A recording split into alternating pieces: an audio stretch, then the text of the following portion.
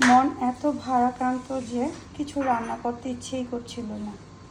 মানে উত্তরার এই ট্র্যাজেডি, বিশেষ করে বাচ্চাদের এই মর্মান্তিক ও বাচ্চাদের উপর যে বার্ন হলো, যে পুরো এটা দেখে খুবই খারাপ লাগছে। মানে আমি শুধু ওই মাদের কথা চিন্তা করি, তাদের ঘরে আমার মেয়েটার মতো ছোটো ছোটো বাচ্চা ছিল, তাদের এখন কি অবস্থা। ভগবান তাদেরকে ধৈর্য ধরার শক্তি দেখ। আর আমার আজকে কিছুই রান্না করতে ইচ্ছে করে না, মন খুবই খারাপ। দেশের জন্য কখনো এত খারাপ লাগে না, এত দুর্ঘটনা দেখি, বাট চোখ দিয়ে এভাবে কখনো জল পড়ে নাই। আজকে বাচ্চাগুলোর কথা চিন্তা করলে খুবই খারাপ লাগে। তো যাই হোক, জীবন তো চলবে, জীবনের মতো কোনো কিছু তো আর থেমে থাকবে না। ভগবান সবাইকে ধৈর্য ধরার শক্তি দেখ। তো সব কিছুর পরও আজকে দুপুরে মানে কিছু আমার করতে ভালো লাগতেছিল না, তারপরে বেগুন ভর্তা, ডাল ভর্তা, আলু ভর্তা করলাম, আর লাল শাক ভাজি করলাম। এই ডালটা ছিল আর কি কালকে টমেটোর ডাল।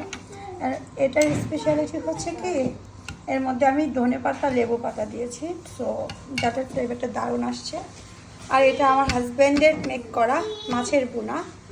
তো এই নিয়েই চলছে আজকে দুপুরের লাঞ্চ।